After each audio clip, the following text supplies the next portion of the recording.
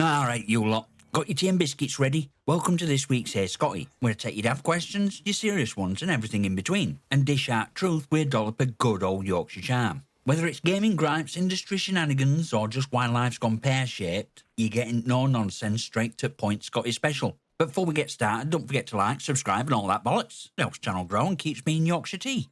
Now, let's crack on, shall we?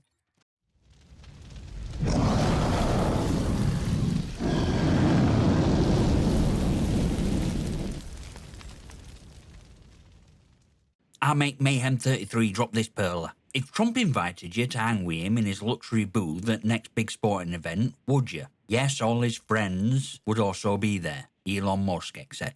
So, picture this. Me stuck in a booth with Trump, Musk, and probably some other eccentric billionaires who think real-life monopoly is a personality trait. Sounds like a bloody fever dream, doesn't it? But would I go? Hell yeah, I'd go. Here's why. First off, it's not every day you get to witness that level of unfiltered egomania up close. Trump's bound to turn conversation about crisps into a rant about how he revolutionised snack industry. Then there's Musk, probably sat there trying to redesign stadium into SpaceX launchpad mid-game. Pure gold, mate. Content for days. Second, think of perks. Luxury seating, top-shelf booze. And let's not forget, being only working-class Yorkshireman in a room full of billionaires. I'd be like David Attenborough in a zoo of rare creatures, and I'd be taking notes, trust me. But don't worry, I won't sell out completely. If they start talking about replacing tea with some Soylent Green nonsense, you can bet your ass I'm flipping table faster than a FIFA fan finding out about microtransactions. So yeah, Mayhem, I'd go, but company, but stories I'd bring back, and chance to remind them that Yorkshire bluntness is worth more than all crypto in world. Cheers for the question, mate. Would you go? Would anyone else go? Let us know in comments. Now, who's next? Alright, let's welcome R&R Guitar Man from YouTube to the show with a banging question. Could you recommend any decent co-op FPS games? Mate, you've come to the right place. Now, I'm not saying I've played my fair share of co-op shooters, but if there were a degree in team-based carnage, I'd be lecturing at Oxford.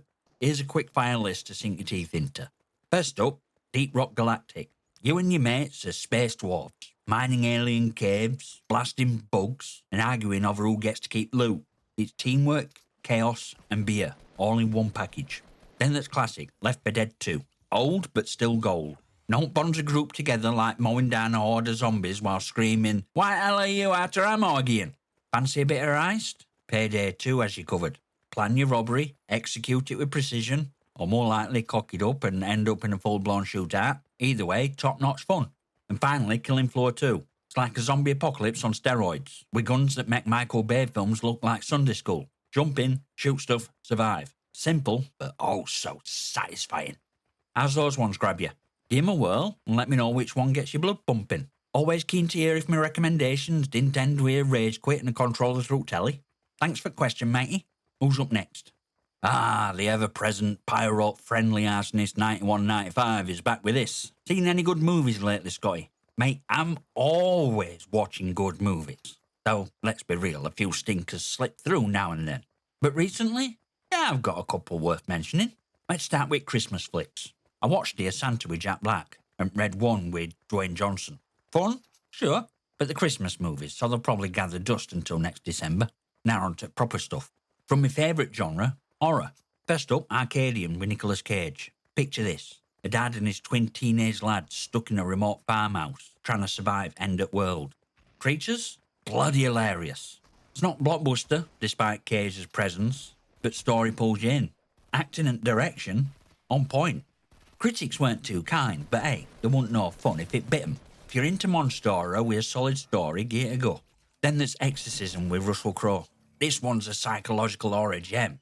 Plot? Troubled actor starts losing plot while filming a horror movie, and his daughter's left wondering if he's falling back into bad habits or if something far darker's at play.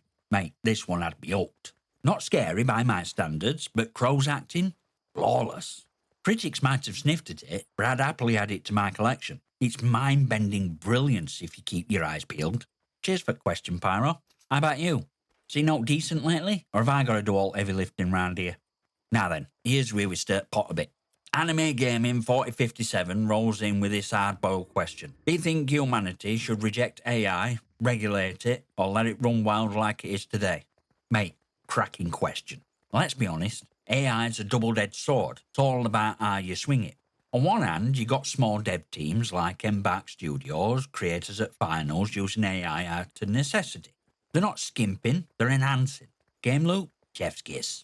Infinite strategies, engaging gameplay, and they're not treating players like walking wallets. That's how AI should be done. Then you got AAA behemoths like Call of Duty, laying off talented devs, slapping AI over everything, and cranking out soulless season passes faster than a fat lad devours Greg's pasty. And for what? To line their already bulging pockets. Result? Players are jumping ship quicker than you can say skill-based matchmaking. Now here's my take. AI for indie devs? All for it. They're pushing boundaries without policing us. But for AAA corporations, get stuffed. If you're not putting in effort, don't dare charge AAA prices. AI-generated cosmetics should be outright illegal. And if half at games made by a bot, charge half at bloody price. Fair's fair, right? Cheers for the question, mate. Now what about you? Where do you stand on this? Reckon AI's a blessing or a curse? Let's hear it. Aye, Top Lemonade sliding in a few days late with this. When we're playing Fortnite, Scott. Also, hope you had a decent New Year's. Well, mate, by my calculations, if we hadn't already, I don't know what to tell you. Maybe I'm stuck in quantum realm, or maybe you're just slow on draw. Either way, we've clearly got scheduling issues that rivals bloody metaverse. As for New Year, it were decent enough. No firework mishaps, no dodgy kebabs, only minor regrets come January 1st. That's a win in my book. How about you? Did you ring in 2025 with style or just more V-Bucks and Victory Royales? So when are we dropping into Fortnite then, eh? Or are you still warming up, mate? Let's get it sorted. Clock's ticking, and I've got Mean Streak for smashing objectives. Alright, here's Firkin L1 throwing a proper noodle bamboozler. What contribution to gaming would you make, Scotty? Would you start from scratch or fix mess we've already got? Oh, mate, I've got plenty of ideas rattling around this grumpy Yorkshire noggin. I reckon I could spin a good yarn. Craft a creepy horror survival, an epic fantasy quest, or a gripping action adventure. Somewhat wild, somewhat unforgettable, where players are glued to the screens, heart pounding, palms sweaty, and not from greasy takeaways. But you know what I'd really like to do? Grab brains at Activision and give Call of Duty kick up arse it desperately needs. That franchise has been circling drain since before Brexit. I'd rip out all EOMM bollocks, toss bloated season passes to nearest skip, and bring back gameplay that's actually fun. Not a bloody grindfest for shiny trinkets. But yeah, mate, I'd probably start from ground up too. Build something with heart, with grit, with story that makes players forget about reality for a bit. A game that respects its players, instead of milking them like cash cow. So cheers for the question, Firkinell. Now tell me, what stories you got brewing in that head of yours? Sounds like you might have some gaming gold up your sleeve. Right, that's all for this week, folks. Got more to say? Jump into Discord, great community, loads of laughs, maybe a few heated debates over which Call of Duty were actually last decent. And follow me on Twitter for the latest updates, random musings, and a steady stream of top-tier sarcasm. And remember, if you want to keep banter flowing and get even more behind-the-scenes chaos, consider joining channel memberships, exclusive perks, early content, and maybe even a cheeky shout-out. Links to everything's in the description below. So smash that like button, hit subscribe, and leave your comments and questions down below. Who knows? Might just see your name pop up in a future video. I'll see you next time, you magnificent.